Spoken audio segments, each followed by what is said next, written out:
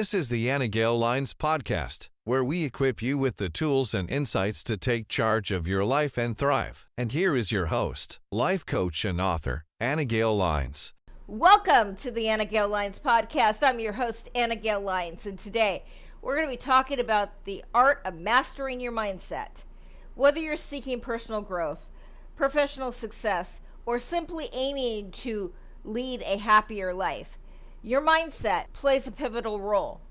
In this episode, we're going to explore practical tips, strategies, and insights to help you cultivate a mindset that empowers you to overcome challenges, seize opportunities, and thrive in every aspect of your life. So sit back, relax, and let's embark on this journey of self-discovery and empowerment together. So what are some reasons why people struggle to change their mindset? One is comfort zone. A lot of people resist changing their mindset because they are uncomfortable challenging their beliefs and attitude. They don't want to confront what they believe, and they're fearful that it may be wrong.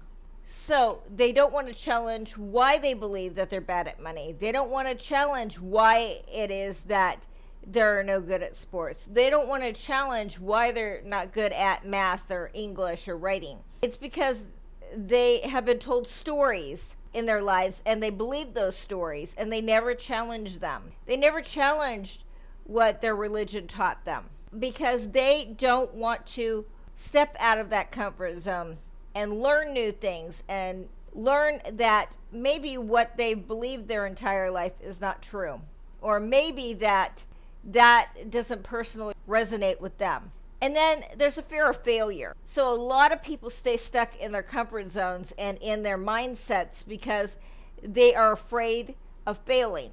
But failure leads to success. Failure is a stepping stone on the road to success. And we will never know that we're successful unless we've had failures. But a lot of people are afraid of making mistakes and afraid of facing setbacks. So they stay safe in their comfort zone and in the comfort zone of their mentality, their mindset.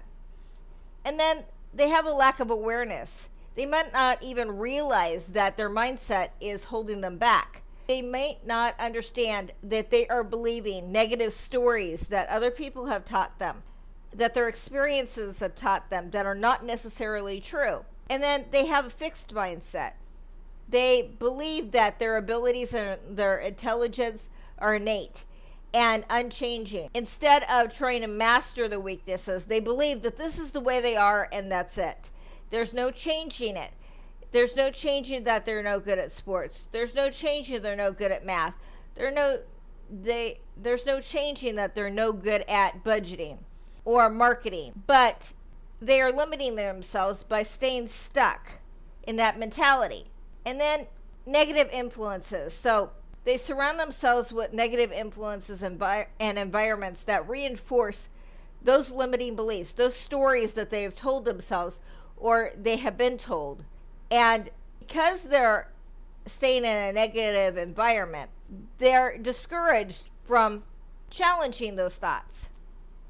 And then it could be peer pressure, or it could be their families or the societal expectations, but whatever it is, it's causing them to stay in that mindset and not challenge what they believe. Past experiences, past failures and disappointments can create mental blocks in our heads, in our minds, that prevent us from attempting to change our mindsets because we're afraid we're going to repeat that past mistake or we'll have a similar outcome. But the thing is that if we do nothing, we're going to have the same experience. But if we change our mindset, we're going to have a different experience. Instant gratification. Changing your mind requires patience and persistence and consistent effort. It's not instant. Too many people don't want to put in the work to change their mindset. They want instant gratification. Self-doubt, low self-esteem, or lack of confidence can undermine efforts to change your mind. So if you doubt your abilities, or you think you're worthless, or you have low self-esteem, you will find it difficult to believe that you're worth something, that you can make something of your lives, that there is a different story than the one that you're telling yourself.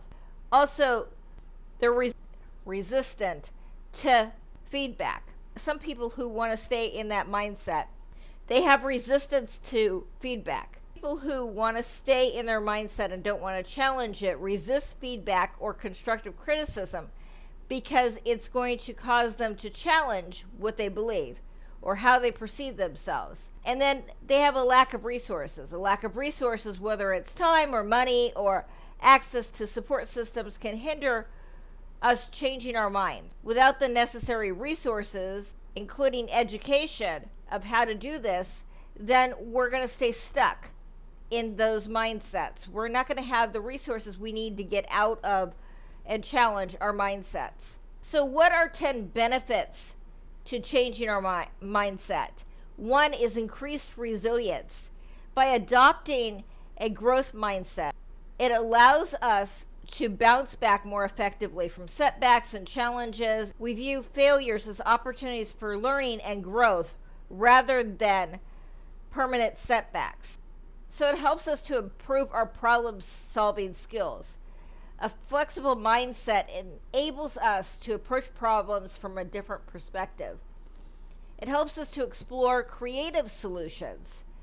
And we're more open to new ideas and innovative approaches to problem solving because we're not stuck in that narrow mindset. We can also enhance our emotional well-being. Positive thinking and optimism leads to reduced stress, anxiety, and depression, and it leads to overall happiness and fulfillment. Changing our mindset can also lead to greater motivation because if we have a growth mindset instead of a fixed mindset, then we're motivated to go after our goals and aspirations and to fail until we succeed. We believe in our abilities to improve and achieve success through our efforts and perseverance. It leads to increased productivity. By embracing a growth mindset, we can become more focused and productive. We're willing to put in the time and effort to develop our skills and achieve our objectives.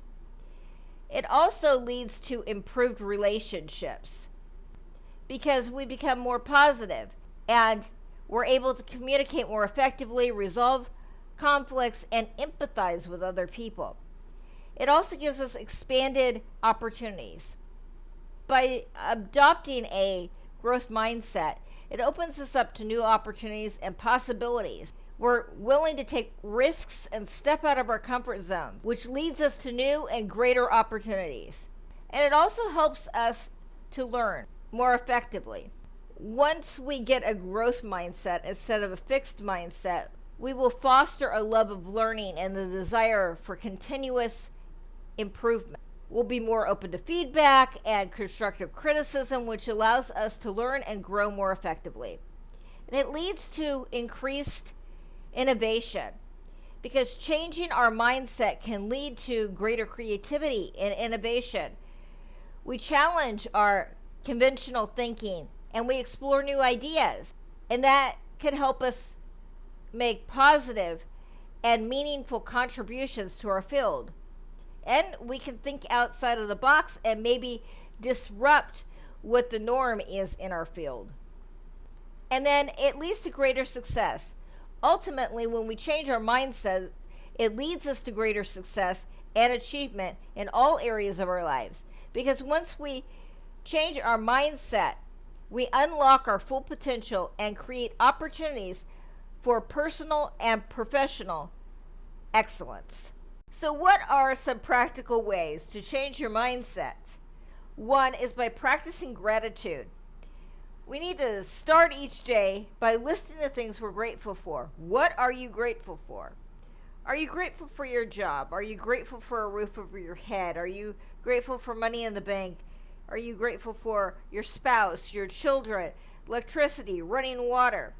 Are you grateful for your car, your transportation? Are you grateful for the people who are in your lives? Are you grateful that you get to pursue what you want to pursue in life?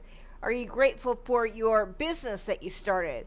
and those dreams that you've gone after. We need to write down 5 things that we are grateful for every day. Keep a running total and keep going over them and over them so that we remember what we have in our lives, because we like to look at what we don't have in our lives, what other people have that we don't. But we need to focus on what it is that we actually have in our lives. And then we need to challenge those negative thoughts. When those negative thoughts arise, we need to challenge them. Are those thoughts rational? Are they helpful? Are they helping you towards your goals? If they're not, tell them to sit down and shut up, because you're going to go after your goals, because you are good enough, you are smart enough, you are enough, and you can go after those goals. If those dreams are in your heart, go after them. Find a way.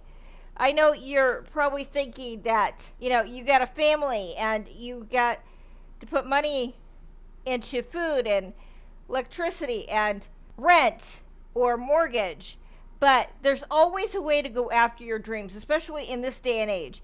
You can start a side hustle, and you can be going after your dreams while still having your 9 to 5. But we need to challenge those negative thoughts, because they are trying to keep us down. They're trying to prevent us from stepping out of our comfort zone into the unknown, because they're trying to keep us safe, but they're not really keeping us safe. What they're keeping us is status quo.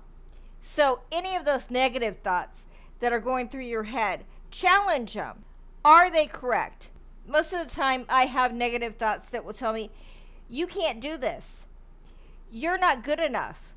But you got to challenge those thoughts. And this is where rehearsing your victories comes in. Go over the list of things you have done and go over, that job promotion you got, that book you've written, that book you got published, that the song that you wrote that a big artist bought. We have to go over our victories. Those things that we have accomplished in our lives. In fact, we should be keeping a log of not only our gratitudes every day, but also our victories. Those things that we've accomplished, because too many times we're looking at all the things we haven't accomplished, that other people have accomplished, but we don't rehearse and we don't remember what we have done. We've done things that other people haven't done. We have accomplishments that our friends and family have not accomplished. So we have to keep a log of those victories. And then we need to set clear goals, specific, achievable goals. So what is it that you want to do with your life? Do you want to start a web series? Do you want to start a podcast? We need to have clear goals. What do you want that podcast to look like? What do you want that web series to be about? And then we need to break those goals down into obtainable goals. Things that we could work on every day. We could do some action on it every day. But we need to set clear goals. They have to be specific, they have to be achievable, but they have to be clear. So we need to learn from failure. Instead of dwelling on our failures, we need to view them as opportunities for growth and learning, because failure is just the stepping stones to success. Failure is just telling us these are the ways you're not going to get to your goal. But success is telling you this is how you get to your goal. But too many times we stop at failure. We think failure means that we're no good at this and we shouldn't ever try. But that's not true. What is true is that we have to keep being persistent. There are always different ways we can get to our goals. It may not look like what we think it should look like, but we can get to our goals in some way, shape, or form. There's always more than one way to get to a goal. We need to surround ourselves with positive influences. We need to spend time with people who uplift us and inspire us. We need to spend time with people who have already gone after our goals. We need to have mentors. We need to be able to pick the brains of people who are more successful than us and are doing what we want to do. We need to practice mindfulness, because too many times we are stuck in the past in our past mistakes, our past failures, or we're worried about the future and how that's going to look. We need to stay in the present. What can I do today to change my future? What steps can I take today towards my goals? But we don't always break our goals down. We don't always do actionable steps every day on our goals. Instead, we are stuck, paralyzed in the past, or we're stuck looking at the future. So we need to stay in the present. And then we need to embrace change. Instead of resisting change, we need to see it as an opportunity for us to learn something new, a new way of doing something. We don't know all the talents that we have unless we embrace change. We could learn that we had a new talent that we never knew we had, but unless we step out of our comfort zone, unless we embrace change, we're never going to know that. Then we need to focus on solutions instead of problems, because focusing on the problem is not going to get you a solution. We need to take our problem, come up with solutions on how to fix it, narrow those solutions down to 3 solutions, and then pick what you think is the best one. Make sure you do your research. Make sure you have all the information. Make sure that you ask experts. But we need to focus on solutions, because focusing on the problem is just going to make it into a mountain in our heads. We need to visualize success, which we talked about last week. We need to seek out feedback, which we also talked about last week. And we need to limit the negative self-talk. We need to pay attention to what we're saying to ourselves.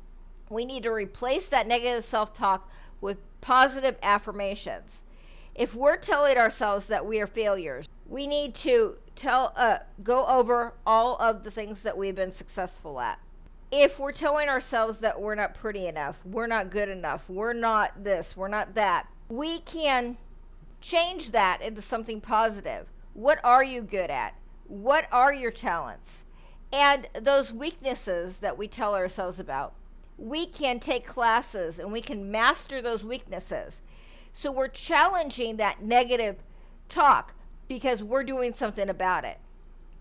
And then we can learn from others because, like I said, we can surround ourselves with people who have a mindset that is a growth mindset. People who have been there, done that, and we can take them out to lunch or dinner or just have coffee with them. We can find out how they got to where they are. We need to continue learning, because if we don't learn, we stifle ourselves. We stay at the same job, we stay at the same place in our life stuck, and we don't go after our dreams because we're not learning how to master our weaknesses. We're not learning new things. We need to develop a growth mindset, one that embraces challenges, it perseveres through obstacles, and believes in our ability to learn and grow.